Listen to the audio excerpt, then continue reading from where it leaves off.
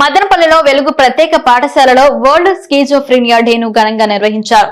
Ministry of social justice and empowerment national trust ఆదేశాల మేరకు world స్కీజోఫ్రీనియా day మే 24న జరుపుకున్నట్లు తెలిపారు.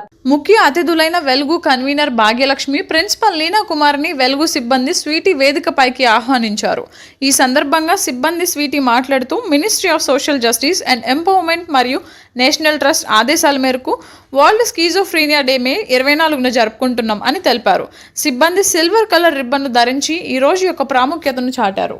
స్కీజోఫ్రీనియా అనేది ఒక మానసిక రుగ్మతని, ఈ రుగ్మత బారిన పడిన వ్యక్తులు ఎక్కువ కాలం భ్రమలు మరియు భ్రాంతుల మధ్యన గడిపేస్తారని, చివరగా తమ ప్రాణాలకు హాని కలిగించుకుంటున్నారని తెలిపారు.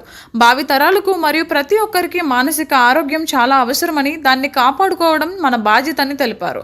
ధ్యానం, ప్రార్థన, మానసికంగా దృఢంగా ఉండడం, ధూమపానానికి, మద్యపానానికి దూరంగా ఉండడం వంటివి చేయాలని కోరారు. తదుపరి కన్వీనర్ భాగ్యలక్ష్మి మాట్లాడుతూ పాజిటివ్ ఆలోచనలు, పాజిటివ్ వాతావరణంలో మనమందరం ఉండాలని కోరారు.